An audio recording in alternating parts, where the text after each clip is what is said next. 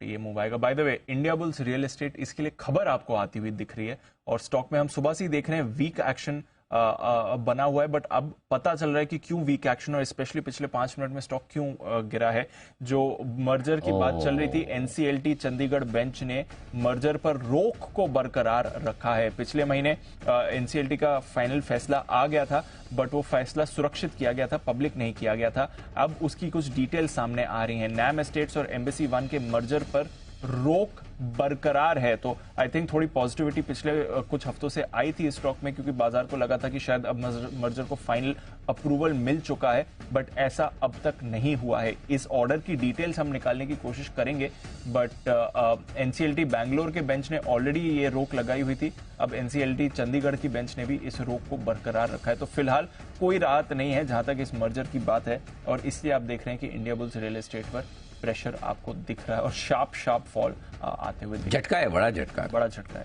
Correct. Anticipation में इसका एक रनअप एक्चुअली हो गया था सर, जब वो सुरक्षित ऑर्डर रखा गया था। बाजार को लगा कि शायद चलिए जब भी फाइनल ऑर्डर आएगा वो क्लियर ही होकर आएगा, बट ऐसा हुआ नहीं है। इस बात के बड़े लेसन मिले दीप, चेंज ऑफ मैनेजमेंट के बावजूद स्टॉक्स नहीं चल रहे। सेम चीज आईबुल हाउसिंग में भी आप देख रहे थे, सेम चीज आईबुल रियल में देखिए, जहाँ एम्बेसी जैसा प्रमोटर आ रहा हो, लेकिन अब देखिए कानूनी पछड़ों में है, तो अब वो होगी एम्बेसी की कंपनी नहीं होगी, इसलिए 17% आज नीचे। तो मैं वही सोच रहा था, सुबह से हम शो में आने के पहले बात भी कर रहे थे मैं और दीप की, भाई क्या वजह तेजी से घटा हुआ है। तो एक बार विजय चोपड़ा साहब भी हमारे साथ हैं इस वक्त। चोपड़ा साहब, एनसीएलटी ने उनकी जो बंगलुरु बेंच ने तो पहले ही यहाँ पर रोक लगा रखी थी, अब चंडीगढ़ बेंच ने भी मर्जर पर रोक लगा दी, तो आईबुल रियल एस्टेट जो एम्बेसी बन सकता था, अभी शायद और इंतजार करना पड़ सकता है या ना भी हो। देखो आगे क्या होता है कानूनी कार्रवाई। बताएं सर, क्या है व्यू आपका? जी नमस्कार। जब भी लिटिगेशंस में कोई कंपनी जाती है और लिटिगेशंस में फंसी रहती है, मुझे लगता है कि उससे थोड़ा सा दूर रहना ही बेहतर है। हालांकि एम्बेसी की अगर आप हिस्ट्री देखें या उसका प्रोफाइल देखें, और अगर जो मर्जर होने के बाद एक सबसे बड़ी रियल एस्टेट एंटिटी बनने के चांस थे इंडिया बुल्स रियल एस्टेट के पास, मगर इस तरीके की अटकलें यदि लग रही हैं तो बहुत अच्छी संभावना है कि ये थोड़ा टाइम चलेंगी। मुझे नहीं पता कितना टाइम, ये कहना बहुत मुश्किल है कि मर्जर में कितनी अटकलें लगाई जा सकती हैं, बट ऑल ओवर मैं कहूँगा कि इंडिया बुल ग्रुप से थोड़ा सा भी फिलहाल दूर रहिए, और मैं बिल्कुल भी रिकमेंड नहीं करूँगा कि बॉटम फिशिंग की जाए, क्योंकि हमें अभी भी नहीं मालूम कि कितनी और समस्याएं बाकी हैं। मगर निश्चित रूप से ये अच्छी खबर तो नहीं है, क्योंकि अगर एक बड़ी एंटिटी क्रिएट होती रियल एस्टेट में, एम्बेसी और इंडिया बुल रियल एस्टेट का, तो एक बहुत बड़ा अच्छा लैंड बैंक था जो कि इस कंपनी के पास होता। मैंने खुद रिकमेंड किया था निचले स्तरों पर, मगर मुझे लगता है कि ये शायद इस समय लेने के लिए बिल्कुल भी मैं रिकमेंड नहीं करूंगा। और जो लोग होल्ड करके बैठे हैं, थोड़ा सा होल्ड करिए, पेशेंस रखिए, संभावना है कि ये वापस आएगा। तो ये है आपके लिए आईबुल रियल एस्टेट पर कुछ और डेवलपमेंट, कुछ और खबर है सर?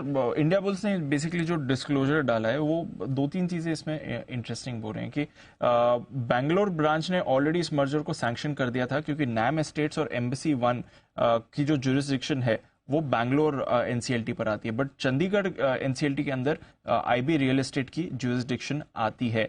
इनकम टैक्स डिपार्टमेंट ने एसेंशियली इस मर्जर पर कुछ ऑब्जेक्शंस उठाए थे, जिसकी वजह से चंडीगढ़ ब्रांच ने अपना व्यू इस समय रखा हुआ है।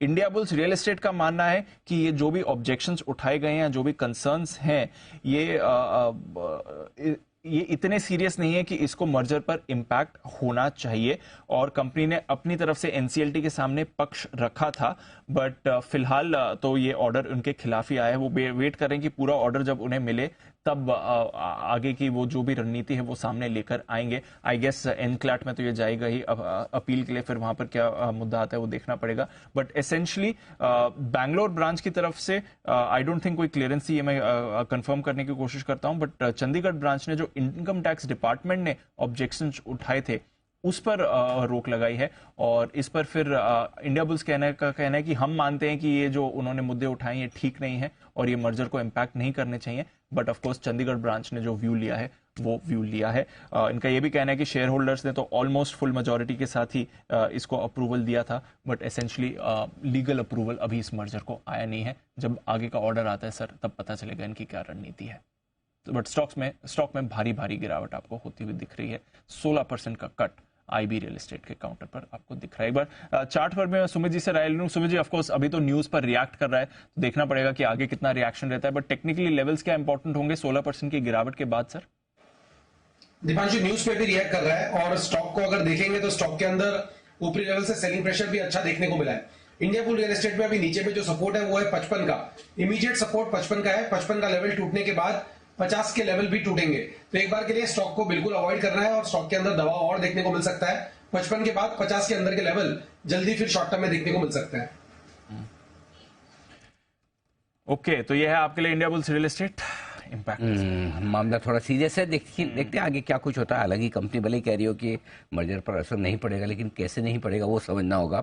जाहिर सी बात है, कानूनी प्रक्रिया तो आगे है ही, लेकिन मामला तो अटकता हुआ दिख रहा है और स्टॉक की प्राइस भी उसी में आपको साफ नजर आएगी। अब समझ में आया 150 का 50 क्यों हो गया। धीरे धीरे गिरते अटका हुआ है और लंबा अटका हुआ है। आइए, इस बीच बाजार भी अटके हुए हैं, न बहुत तेजी के मूड में न बहुत मंदी के मूड में। हरे निशान में आते थोड़ी प्रॉफिट बुकिंग, लाल में आते फिर हर निशान में आने के लिए छटपटाते हुए। आइए, इंडिया बुल्स हाउसिंग भी इसकी वजह से गिर गया। मैं वही देख रहा था कि भाईचारा तो होना ही चाहिए, वो भी फिसल गया। भाईचारा तो होना चाहिए। अभी कौन सा हुआ था ना, एक स्टॉक का आया था, ग्रुप के सारे गिर पड़े। अदानी में, हाँ अदानी में तो वो तो खैर है ही है, but Britannia Bombay, Britannia GoAir जो अनलिस्टेड था, तो वही वाला बात है। तो ये तो अच्छा, बाकी सब छोड़ो ना, सबसे बड़ा भाईचारा तो सारे शेयरों में ही है, मार्केट में जितने लिस्टेड है।